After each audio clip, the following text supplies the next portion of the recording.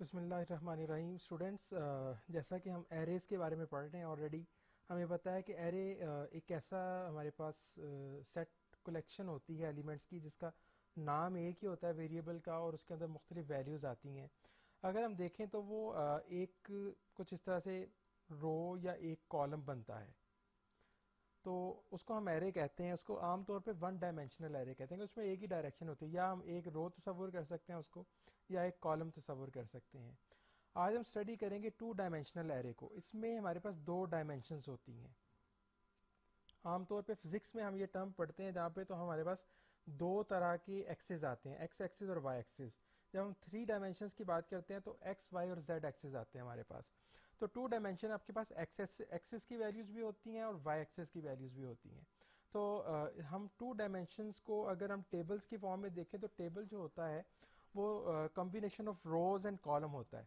तो आमतौर पर रोज़ और कॉलम्स को कंबाइन करते हैं तो हमारे पास एक टेबल बनता है। इसको मैट्रिक्स भी कहते हैं। आप लोगों ने एफएससी में मैथमेटिक्स में पढ़े होंगे मैट्रिसेस, वो भी कुछ इसी तरह की शेप के होते हैं, टेबल्स जो एक्सेल शीट के अंदर मौजूद होते हैं।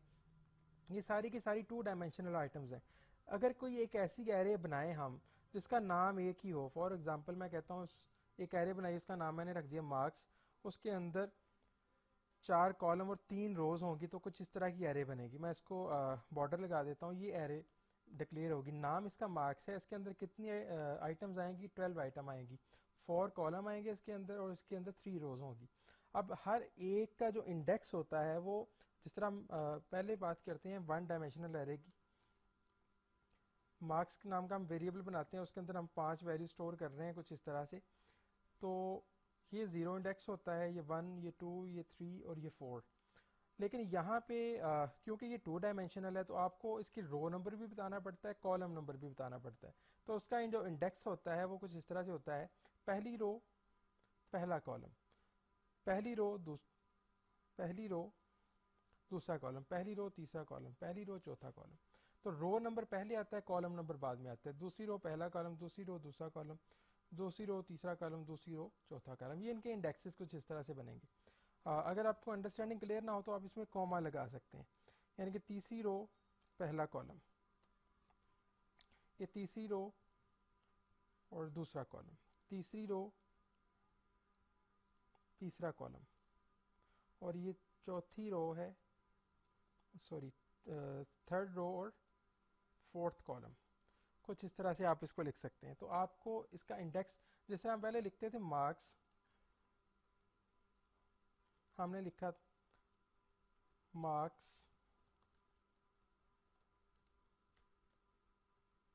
3 इज इक्वल टू 45। तो इसके थर्ड इंडेक्स के ऊपर यहाँ पे 45 वैल्यू चले जाती है, यानी कि थर्ड इंडेक्स के ऊपर 45 वैल्यू है।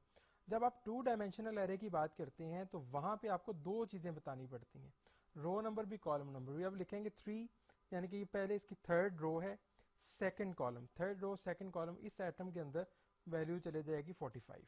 इसका इंडेक्स कितना है? 3,2। तो आम तौर पे जो आपको इस तरह का क्वेश्चन आता है उसमें आपको बताया क्या होता है कि आपने कितनी रोज और कितने कॉलम्स क्रिएट करने हैं। ऐसी एरे को हम कहते हैं टू डायमेंशनल एरे। इसको टेबल भी कहते हैं, इसको मैट्रिक्स भी कहते हैं, इसको आमतौर पे शॉर्ट फॉर्म में 2D लिखा होता है, टू डायमेंशनल एरे। तो इसमें जो इंडेक्स होता है, सिंपल एक लफ्ज़ नहीं आप लिखते, कोमा लगाते हैं, यानी कि पहले आपने रो नंबर बताना होता है, उसके बाद आप उसका कॉलम नंबर बताते हैं। और जिस तरह सिंगल एरे को एक्सेस करते हैं वैसे ही करते हैं, जस्ट इसमें इंडेक्स लिखने का फ़र्क होता है। इसका सिंटैक्स अंडरस्टैंड करते हैं। डिम, ये हमारे पास ब्लू में आएगा क्योंकि ये कीवर्ड है, ये एज इट ही आता है। एरे नेम जो भी आपने लिखना है, फॉर एग्जांपल ये जो एग्जांपल मैंने लिखी हुई है इसमें एरे का नाम टेबल रखा हुआ है। इसके अंदर 3 रोज होंगी और 2 कॉलम्स होंगे और इसकी डाटा टाइप इंटीजर होगी। ये सारी चीज़ें जो है ना ये आपको ब्लू में नज़र आती हैं जब आप ऐसा कोई वेरिएबल क्रिएट करते हैं। तो एक एग्जांपल करते हैं हम, उसमें कुछ एरेज ऐसे डिक्लेयर कर लेते हैं और उसके अंदर कुछ वैल्यूज़ प्लेस करके देखते हैं।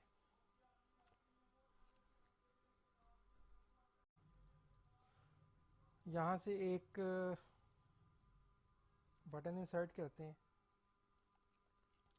तो टू डायमेंशनल एरे बनाने का तरीका क्या है? डिम एरे नेम आपने लिखना है, टेबल हमने लिखा था, इसके अंदर हमने 2 रोज बनानी है, 3 रोज बनानी है तो 2 लिख दें, 3 कॉलम्स बनाने हैं तो 2 लिख दें एज इंटीजर। ये आपको पता है ना, हमने 2 इसी वजह से लिखा है, एक्चुअली ये होता है 0 to 2।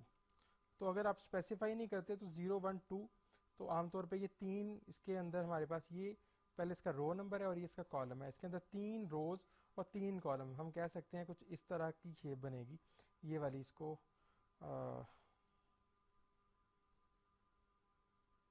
कलर कर देते हैं। तो ये एक हमारे पास एरे बन गया और इसका नाम क्या है, टेबल। इसके एलिमेंट को एक्सेस करना हो तो उसका तरीकाकार क्या होता है, टेबल 0 0 इज इक्वल टू 5, यानी कि टेबल के पहले सेल के अंदर ये वैल्यू चले जाएगी। इसको मैं कॉपी कर लेता हूँ 9 टाइम्स, क्योंकि इसकी 9 वैल्यूज बनेगी, 0 1 0 2 1 1 1 0 1 1 1 और 2, यहाँ पे 2 0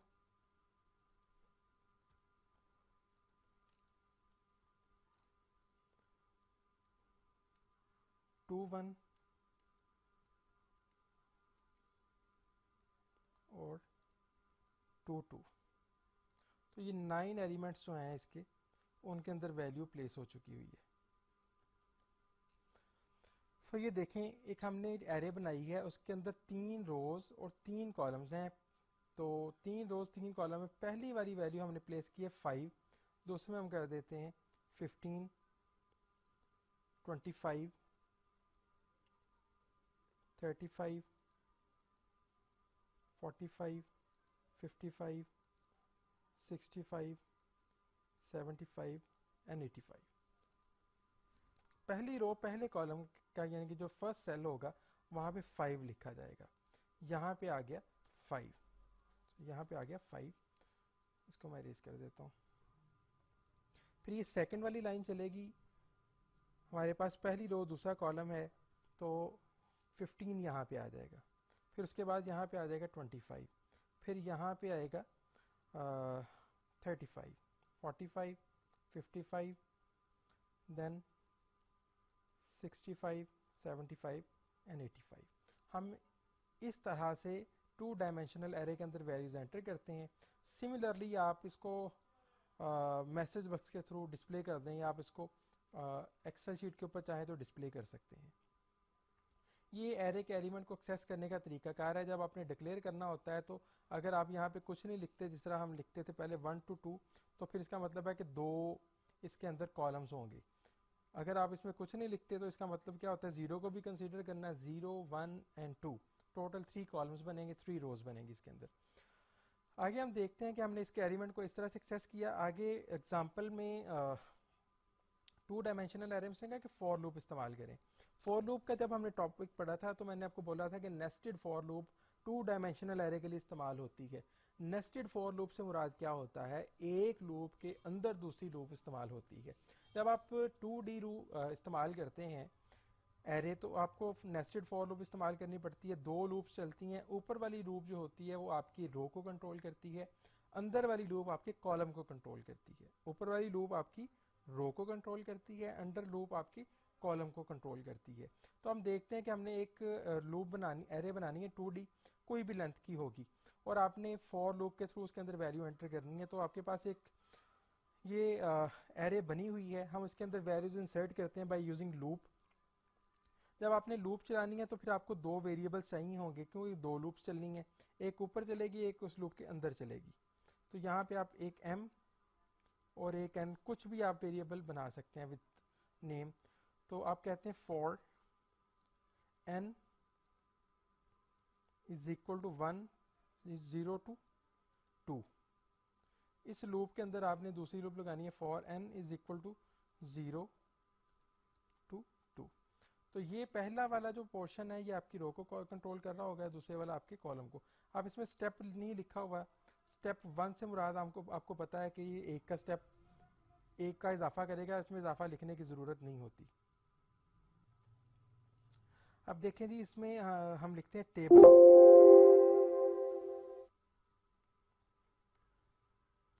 जो कि आपकी एरे का नाम है, ये वाला।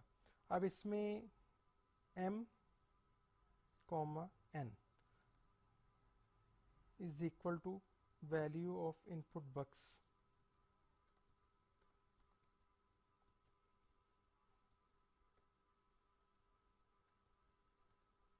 Enter a value.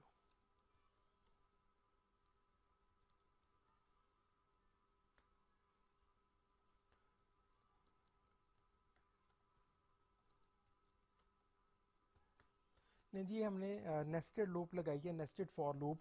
इसके अंदर हम एंट्रीज करते हैं। पहले दफ़ा जब हम लूप के अंदर आएंगे तो m की वैल्यू 0 है, यहाँ पे है तो n की वैल्यू 0 है। 0 से लेके 2 तक ये लूप, अंदर वाली लूप, ये जो सिलेक्टेड लूप है, ये 3 दफ़ा चलेगी। m की वैल्यू 0, इसका मतलब है कि जब पहली दफ़ा लूप चलेगी तो 0 0 इंडेक्स के ऊपर वैल्यू जाएगी।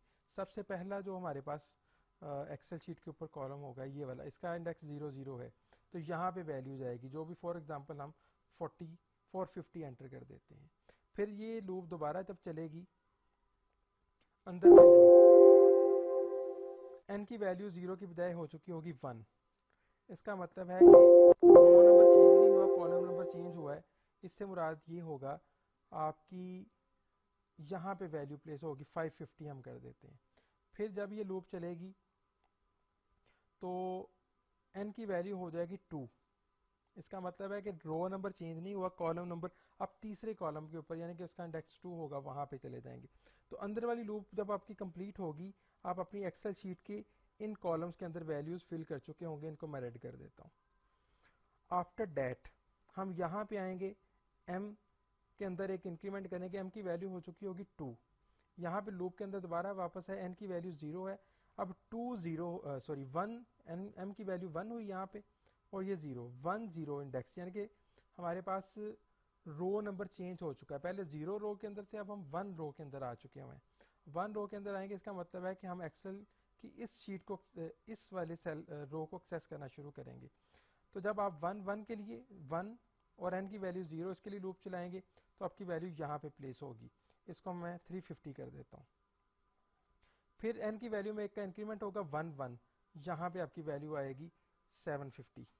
फिर यहाँ से n के अंदर एक इंक्रीमेंट लगेगा, तो n की वैल्यू हो जाएगी 2 1 2, यानी कि पहली रो दूसरा कॉलम, तो यहाँ पे आपकी वैल्यू आ जाएगी 550। हम इसको 0 रो तस्वर कर रहे हैं, 0 row 0 column, 0 row first column, 0 row second column, 1 first आपकी रो है, 0 column, first row first column, first row second column. तो ये अंदर वाली लूप जब चल जाएगी, 3 दफ़ा मुकम्मल हो जाएगी, तो ये इसको हम रेड कर देते हैं। इस पोर्शन के अंदर वैल्यू आ चुकी होगी। फिर m की वैल्यू के अंदर इंक्रीमेंट होगा, n की वैल्यू हो जाएगी अब 2। तो 2 वैल्यू के साथ जब इस लूप के अंदर आएंगे तो n की वैल्यू 0 है, 2 0। इसका मतलब हम यहाँ पे वैल्यू प्लेस करेंगे, इसको मैं सिर्फ 650 कर देता हूँ, यहाँ पे वैल्यू प्लेस होगी। उसके बाद ये लूप 3 दफ़ा चलेगी, यहाँ पे और यहाँ पे वैल्यू आएगी। इसको 850 और इसको मैं 950 कर देता हूँ, यहाँ पे वैल्यू आएगी। अब ये m की वैल्यू के अंदर इंक्रीमेंट लगेगा, जबकि कंडीशन फॉल्स हो जाएगी तो हम यहाँ से बाहर आ जाएंगे। इस तरीके से हम जब ये नेस्टेड लूप चलती जाएगी तो इस 3x3 एरे के अंदर हम एक एक वैल्यू हर सेल के अंदर इंसर्ट कर चुके होंगे। तो ये एक सिंपल सा तरीकाकार है। आपने क्या करना है, देखना है ये कहाँ तक जा रहा है, 0 से लेके वहाँ तक। ये वैल्यू सेकंड वाली, यानी कि कॉलम की वैल्यू कहाँ तक जा रही है, अंदर वाली लूप वहाँ तक ले जाएं। तो जितनी दफ़ा ये लूप चलेगी, ये इसका इंडेक्स चेंज होता जाएगा, वहाँ पे वैल्यू प्लेस होती जाएगी। इसमें मेरा ख्याल कंफ्यूज होने वाली कोई बात नहीं है। हमें पता है कि नेस्टेड फॉर लूप जो होती है, ये अंदर वाली लूप कंप्लीट चलती है ऊपर वाले की एक आइटरेशन के लिए। पहले ऊपर वाली लूप से अंदर वाली में आएंगे, अंदर वाली लूप 3 दफ़ा चलेगी, चौथी दफ़ा नहीं चलेगी, कंडीशन फॉल्स हो जाएगी। हम यहाँ पे आएंगे, m की वैल्यू में एक इंक्रीमेंट होगा, यहाँ पे आएंगे तो देखें कंडीशन जो है ना वो फॉल्स नहीं हुई अभी।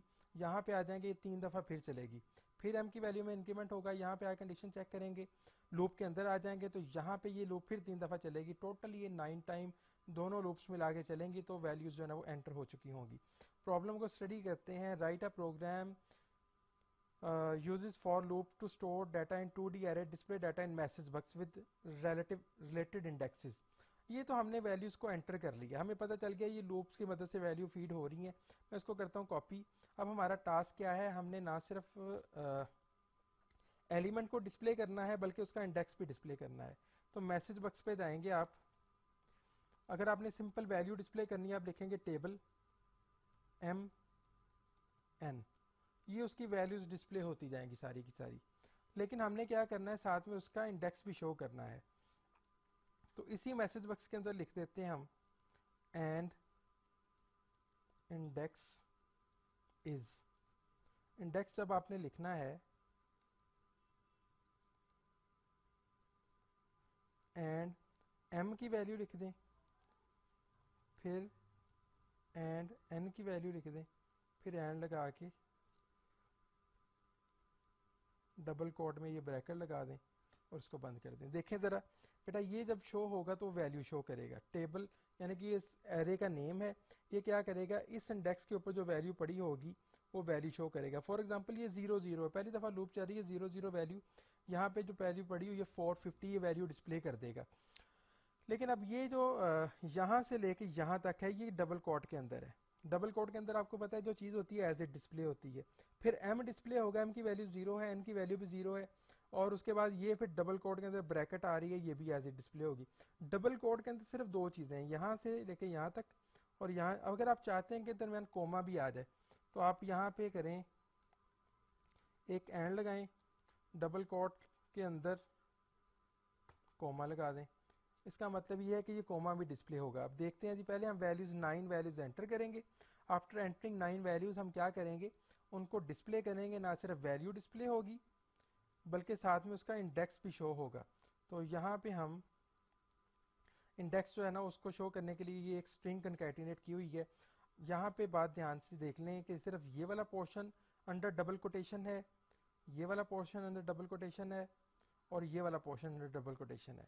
अगर आपको इस चीज़ की समझ नहीं आती कि किस पोर्शन को अंडर कोटेशन लेके जाना है, किसको अंडर कोटेशन नहीं लेके जाना, आप ग्रेजुअली प्रोग्राम को लेके चलें। पहले इंडेक्स इज लिख लें, यहाँ पे आप इस लूप को ख़त्म कर दें, आपको पता चल जाएगा ये क्या काम कर रहा है। फिर आप उसमें एक चीज़ ऐड कर लें और इस वाले मैसेज बॉक्स को ख़त्म कर दें। तो ग्रेजुअली आप एक एक करके एलिमेंट्स को ऐड करते जाएंगे तो आपका कॉन्सेप्ट क्लियर हो जाएगा कि कौन कौन सी लूप क्या क्या कौन कौन सी लूप में क्या क्या चीज़ डिस्प्ले हो रही होगी और मैसेज बॉक्स का कौन सा एलिमेंट क्या चीज़ शो कर रहा है। अब देखते हैं जी, 9 वैल्यूज़ एंटर करते हैं हम, और उन 9 वैल्यूज़ को बाद में हम डिस्प्ले भी करेंगे। 1 2 3 4 5 6 7 8 एंड 9।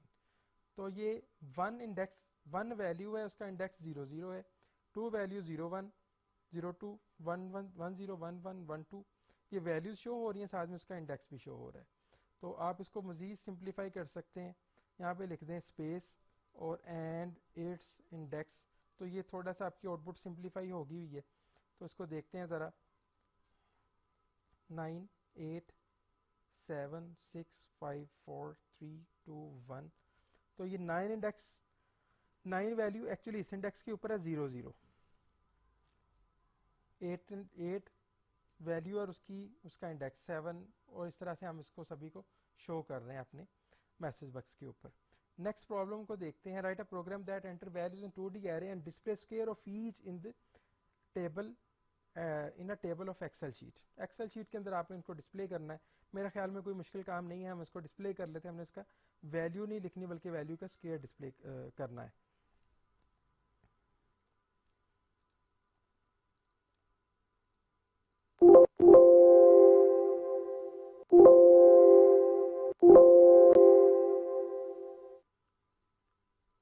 ये हमने एक 2 डायमेंशनल एरे बनाई हुई है, इसके अंदर हम इसको कर लेते हैं, बल्कि पहले इसी के अंदर वैल्यू शो करते हैं फिर इसको चेंज करेंगे। यहाँ पे हम लिख सकते हैं cells m n dot value is equal to, जो वैल्यू टेबल नाम की एरे के अंदर हमने डाली हुई है, एम कोमा एन, उनका हमने स्क्वायर रूट शो करना है, तो उनकी पावर 2 शो कर दी। अब आपको पता है कि 0 से m की वैल्यू शुरू हो रही है, 0 से n की वैल्यू शुरू हो रही है, तो 0 सेल ज़ीरो रो और ज़ीरो कॉलम का कोई सेल नहीं होता, हम इसमें कर लेते हैं +1, इसके अंदर भी और इसके अंदर भी +1। अब जब ये लूप पहली दफ़ा चलेगी तो m की वैल्यू 0 है और n की वैल्यू 0 है, 0 0 का कोई हमारे पास एक्सेल शीट के ऊपर सेल नहीं होता, तो हम क्या कर रहे हैं, हम उसके अंदर 1 ऐड कर रहे हैं ताकि हम उसकी 0 को 1 और 1 को 2 और 2 को 3 कर लें। अल्टीमेटली ये चीज़ें आपके पास एक्सेल शीट के ऊपर डिस्प्ले होंगी और ये जो पावर का साइन है ये इस वाली वैल्यू का आपको स्क्वायर कैलकुलेट करके यहाँ पे डिस्प्ले करेगा। मैं इन चीज़ों को यहाँ से रेज कर देता हूँ, इन सेल्स को डिलीट कर देते हैं ताकि ये फॉर्मेटिंग ख़त्म हो जाए। अब जो भी वैल्यूज़ होंगी आपकी यहाँ पे प्लेस हो जाएंगी इन 9 सेल्स के अंदर, ये फर्स्ट वाले 9 सेल्स के अंदर। तो हम इसको डिस्प्ले करके देखते हैं। 9 8 7 6 5 4 3 2 एंड 1। तो ये देखें कि 9 का स्क्वायर, 8 का स्क्वायर, 7 का स्क्वायर, तो जो वैल्यूज़ आपने एंटर की थी उनका स्क्वायर आ गया एक्सेल शीट के ऊपर। तो ये हमारे पास 2 एग्जांपल हो गई हैं। उसके बाद ये नया कॉन्सेप्ट नहीं है variation in the 2D array. 2 dimensional array के अंदर हम वेरिएशन जिस तरह से हम 1 डायमेंशनल के अंदर करते हैं वैसे 2 डायमेंशनल के अंदर होती है। कॉन्सेप्ट को स्टेप बाय स्टेप रिपीट कर लेते हैं। हमने ये पढ़ा था, यहाँ पे हम लिख दें ऑप्शन बेस 1। इससे मुराद ये होता है कि लूप 1 से स्टार्ट होती है। इसको कर देते हैं 3 3 3 की एक लूप होगी। अभी इसके अंदर 9 वैल्यूज़ ही आएंगी। इसको अब 1 करना पड़ेगा क्योंकि अब 0 इंडेक्स एग्जिस्ट नहीं करता। इसको हम 3 कर देंगे और सिमिलरली ये लूप भी अपडेट हो जाएगी 1 1, ये 3, ये 3 और अब इसमें से ये 1 ख़त्म कर देंगे हम क्योंकि हम इसको दोबारा इसकी ज़रूरत नहीं पड़ेगी। अब देखिए ऑप्शन बेस 1 में बेटा हमें ये पता चलता है कि जो आम तौर पे हमारे पास इंडेक्स 0 से स्टार्ट होता है किसी भी एरे का, वो 0 की बजाय 1 से स्टार्ट होता है। तो इसके अंदर हम आपसे पूछूं मैं कि कितनी रोज होंगी, आप बोलेंगे 3 रोज होंगी, 1 2 और 3। अब इसमें 0 वाली रो नहीं आएगी। कितने कॉलम होंगे, 3 कॉलम्स होंगे, 1 2 3 कॉलम्स। अगर मैं यहाँ पे 4 कर लूँ तो भी कोई फ़र्क नहीं पड़ता, अंदर वाली आपने वैल्यू चेंज कर देनी है सभी जगह पे। तो अब आपके पास 3 रोज 4 कॉलम्स हो जाएंगे। तो इस तरीके से आप इनकी जो है ना वो 3 मल्टीप्लाइड बाय 4 12 वैल्यूज़ जो है ना वो डिस्प्ले करेंगे। तो अब ये वैल्यूज़ अगर सिंपल डिस्प्ले करनी है तो यहाँ तक लिखेंगे, अगर वैल्यूज़ का स्क्वायर डिस्प्ले करना है तो फिर साथ में ये भी लिख देंगे। हम वैल्यूज़ का स्क्वायर डिस्प्ले नहीं करना चाह रहे तो हम इसी तरह से इसको रन करके देख लेते हैं। नहीं जी, 9 वैल्यूज़ एंटर करते हैं, 9 सॉरी अब 12 वैल्यूज़ एंटर होंगी, 12 11 10 9 8 7 6 5 4 3 2 1। तो ये 12 वैल्यूज़ आपके सामने डिस्प्ले होगी। तो पहला कॉन्सेप्ट जो हमने ऑप्शन बेस 1 के बारे में पढ़ा था, ये हमने तब भी पढ़ा था, आज भी हम इसको दोबारा रिपीट कर रहे हैं 2 डायमेंशनल एरे के वाले से। हमें ये पता है कि डिफ़ॉल्ट लोअर बाउंड होता है 0, तो हम बाउंड को चेंज भी कर सकते हैं। ये जो आपके पास बाउंड होता है, हम इसको कह सकते हैं ये है 2 2 4। 2 से 4 से मुराद होता है 2 भी इंक्लूड होगा, 3 होगा और 4 होगा। इससे मुराद है कि कितनी आपके पास रोज बनेगी, 3 रोज बनेगी, 2 3 4। कॉलम कितने हम कहते हैं 4 to 7, 4 5 6 7। अब इसके अंदर 3 रोज और 4 कॉलम्स हैं। जो यहाँ पे वैल्यू लिखी होती है स्टार्टिंग, आपने यहाँ पे स्टार्टिंग लिख देनी है, एंडिंग आपने यहाँ पे लिख देनी है। सिमिलरली ये 4 से स्टार्ट हो रहा है, आपने इसको 4 कर देना है और इसको कर देना है 7। सिमिलरली जिस तरह से ये लूप मॉडिफाई हुई है उसी तरीके से ये लूप भी मॉडिफाई कर लें, 2 से 4 तक और ये 3 से 7 तक। तो ये दोनों लूप्स एक तरह से चल रही हैं, लेकिन अब ये डिस्प्ले होगा तो ये वैल्यूज़ यहाँ की बजाय कुछ 3 4 यहाँ से शुरू होंगी, यहाँ से डिस्प्ले होनी शुरू होंगी। तो देखते हैं जी, इन सभी को मैं डिलीट कर देता हूँ पहले वाली एंट्रीज को। ट्वेल्व वैल्यूज इसके अंदर एंटर करते हैं, 12 11 10 9 8 7 6 5 4 3 2 1। रैंडमली कुछ भी वैल्यूज हम दे सकते हैं इसके अंदर।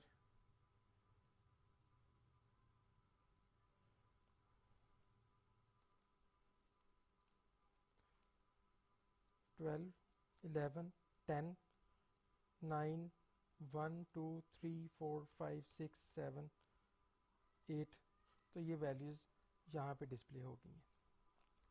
सो ये हमारे पास वेरिएशन है इन 2 डायमेंशनल एरे। अब इसके कंसर्निंग कुछ प्रोग्राम्स कहते हैं, write a program that input data into a table and find out maximum value entered in the table. हमारे पास ये बहुत आसान सा एक प्रोग्राम है कि आपके कुछ एक टेबल बनाना है। ये आपके पास एक टेबल बना हुआ है, तो आपने टेबल के अंदर वैल्यूज एंटर करनी है। आफ्टर एंटरिंग द वैल्यू आपने क्या करना है, उसमें से मैक्सिमम एक नंबर फाइंड आउट करना है। कोई मुश्किल काम नहीं है, आप इस कॉन्सेप्ट को गेट करें। यहाँ पे आपने एक वेरिएबल बनाना है मैक्सिमम के नाम से, और यहाँ पे जब आपने इसके अंदर एंट्री पूरी कर ली होगी तो फिर यहाँ पे मैं इसको रेज कर देता हूँ ताकि आपको समझ आ जाए। आपने एक टेबल बनाया, उसके अंदर एंट्री कर ली, दैट्स इट। अब हमने उसमें से जो आपने 12 वैल्यूज एंटर की हैं, मैक्सिमम वैल्यू फाइंड करनी है। तो मैं कर देता हूँ maximum is equal to table की जो पहले वाली वैल्यू होगी 2 4 इंडेक्स के ऊपर होगी। क्यों होगी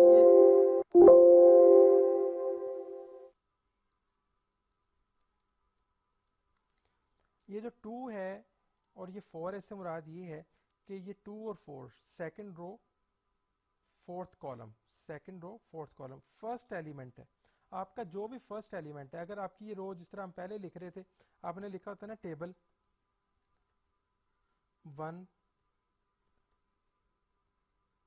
टेबल 3 3, ये कह रहे इस तरह की बनाई होती है आपने, तो ऑप्शन बेस 1 है तो फिर इसका फर्स्ट रो फर्स्ट कॉलम ये होना था। अब हमने इसके लोअर बाउंड को चेंज किया हुआ है, तो हमने सबसे पहला इंडेक्स जो है ना, वेरी फर्स्ट इंडेक्स, उसको आपने तसव्वुर कर लेना है कि सबसे बड़ी वैल्यू ये है। तो इसका कॉन्सेप्ट, इसका जो मेथड है या इसकी एल्गोरिदम ये है कि आपने पहले वाली वैल्यू को सबसे बड़ी तसव्वुर कर लेना है। उसके बाद हर वैल्यू को चेक करते जाना है, अगर तो वो वैल्यू पहले वाली वैल्यू से बड़ी है तो उसको अपडेट कर दें, वरना आगे जाते जाएं। तो देखें यही वाली लूप्स हम कॉपी करते हैं, यहाँ से मैक्सिमम नंबर फाइंड करना है हमने इन वैल्यूज में से। तो यहाँ पे आके मैं कंडीशन लगाऊंगा एक, if table m n is greater than max, then आपने क्या करना है, मैक्स के अंदर यानी कि मैक्सिमम के अंदर वो वाली वैल्यू डाल देनी है, m और n, और यहाँ पे इसको कर देना and if.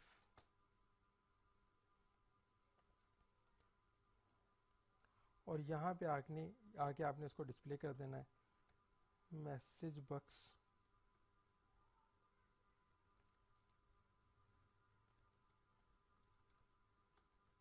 The maximum number in the array is equal to and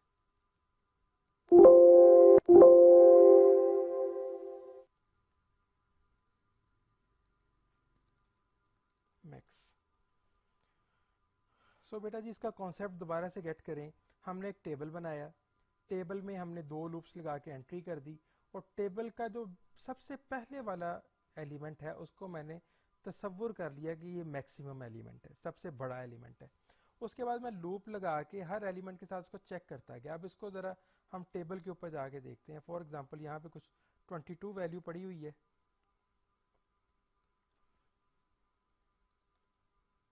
यहाँ पे 32 पड़ी हुई है, और हमने इसको मैक्सिमम तसव्वुर कर लिया। जब लूप चलेगी तो पहले इन सभी को चेक करेगी, फिर इन सभी को चेक करेगी, फिर इन सभी को चेक करेगी। तो हमने 12 को सपोज कर लिया कि मैक्सिमम है, इसको चेक किया 12 से बड़ा नहीं है, इसको चेक किया बड़ा नहीं है, इसको चेक किया बड़ा नहीं है, हम आगे जाते गए। फिर हमने दूसरी दफ़ा लूप के अंदर आए, इसको चेक किया, इसको चेक किया, तो ये 12 से बड़ा था। हमने क्या किया, इसकी वैल्यू को उठा के डाल दिया मैक्स के अंदर। अब मैक्स के अंदर आ गई है 22 वैल्यू, 12 वैल्यू खत्म हो चुकी हुई है। अब यहाँ पे गए तो देखा 22 से भी बड़ी वैल्यू पड़ी हुई थी, हमने उठा के उसको मैक्स के अंदर डाल दिया। उसकी वैल्यू कितनी होगी 32। 32 को 4 के साथ कंपेयर किया। ये हर दफ़ा जब हम लूप के अंदर आएंगे तो हम उसको कंपेयर करते जाएंगे इस इफ के साथ। तो हम इसको कंपेयर करते रहेंगे, उसको कोई वैल्यू बड़ी नहीं मिलती। फॉर एग्जांपल यहाँ पे आके उसको 70 मिल जाती है, तो ये 70 मैक्सिमम वैल्यू है, वो मैक्स के अंदर चले जाएगी। ये लूप पूरी चल जाएगी, मैक्सिमम वैल्यू जो भी होगी वो मैक्स के अंदर आके स्टोर हो जाएगी। देन हम आपको यहाँ पे उसको यहाँ पे डिस्प्ले कर लेंगे। तो बेटा इसका आसान तरीन मेथड है, मैं रिपीट कर रहा हूँ। हमने पहले नंबर को सपोज कर लेना सबसे बड़ा है, उसको बाकियों के साथ कंपेयर करते जाना है। तो जहाँ पे आपको एक बड़ा नंबर मिलता है उससे आप उसको उठा के उसके अंदर स्टोर कर लेते हैं। फॉर एग्जांपल क्लास में 10 बच्चे हैं, आप 10 बच्चों को एक लाइन में खड़ा कर लेते हैं। तो हमने सबसे ज़्यादा हाइट वाला स्टूडेंट लेना है। तो हम पहले स्टूडेंट की हाइट को सपोज कर रहे थे सबसे ज़्यादा है, लेट्स सपोज वो 5 फीट का है। हम आगे चेक करते हैं, दूसरा बच्चा जो है ना उससे कम है, तीसरा बच्चा उससे कम है, चौथा बच्चा 5 फीट 2 इंच का है। तो हमने पहले वाले बच्चे को छोड़ देना है और चौथे वाले बच्चे को जो हमने नोट करना है ये हाईएस्ट लेंथ हाइट है। तो फिर उसको आपके जहन में आ जाएगा हाईएस्ट अभी तक जो है ना 5.2 इंच है। तो हम आगे जाते जाएंगे, एक बच्चा आता है 5 फीट और 3 इंच के ऊपर। आप पहले वाली वैल्यू जहन से निकाल देते हैं, आपके जहन में आ जाती है हाईएस्ट वैल्यू 5 फीट और 3 इंचेस है। तो आप यही काम यहाँ पे कर रहे हैं, आप आपने जो सपोज की हुई है हाईएस्ट वैल्यू, उसको बाकी वैल्यूज के साथ कंपेयर करते जा रहे हैं। जहाँ पे आपको ये बड़ी लगती है वैल्यू, आप क्या करते हैं, जहाँ पे आपको ये वैल्यू बड़ी लगती है उसको रिप्लेस कर देते हैं, अदरवाइज आप आगे जाते जाते हैं।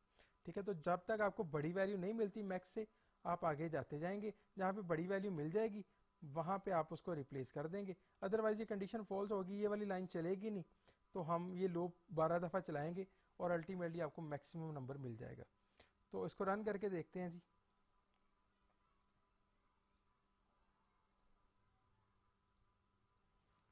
हम रैंडमली नंबर एंटर करते हैं और 80 हम किसी जगह पे दरमियान में एक मैक्सिमम नंबर देंगे। 12, 14, 55, 80, 65, 32, 64, 12, 12, 85 हमने मैक्सिमम दे दिया, 25, 35, अब मैक्सिमम दे देता हूँ 95 में।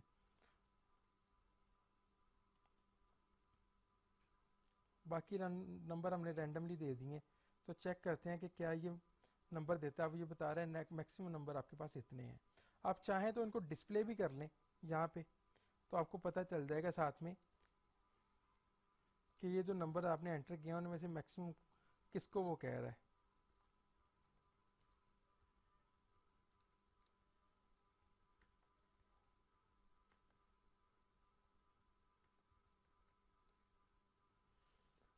तो देखें बेटा जी, अब जो 12 वैल्यूज आप एंटर करेंगे,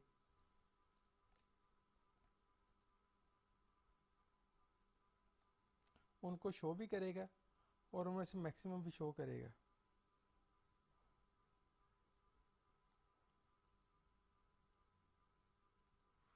ये देखें जी, ये वाली वैल्यूज एंटर हुई थी और उसमें से उसने 95 96 को मैक्सिमम तस्वुर किया है।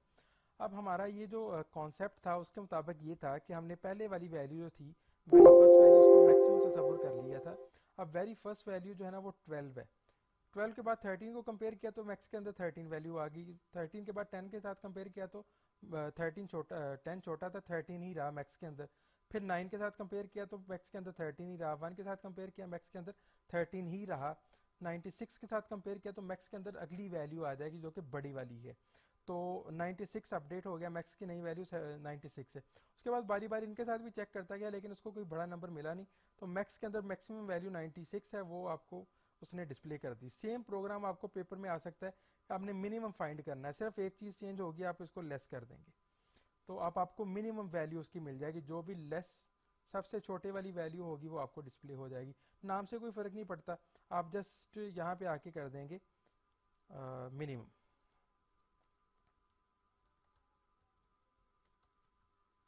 ठीक है, अब वो सबसे छोटे वाला नंबर आपको तलाश करके दे देगा। अगर आपको बोला जाए कि जी दोनों तलाश करें, मैक्सिमम भी करें मिनिमम भी करें, तो आप ये लूप उठा के कॉपी कर दें, इस लफ्ज़ को चेंज कर दें तो मैक्सिमम भी मिल जाएगा और मिनिमम भी मिल जाएगा।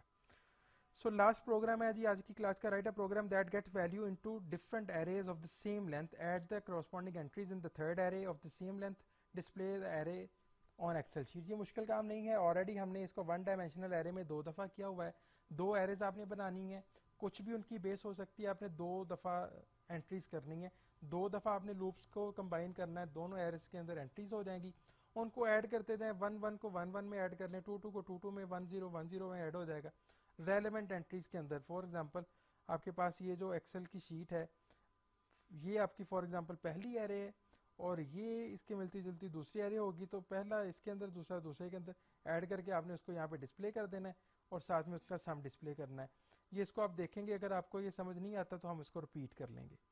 नहीं बेटा जी, तब तक के लिए अल्लाह हाफिज़।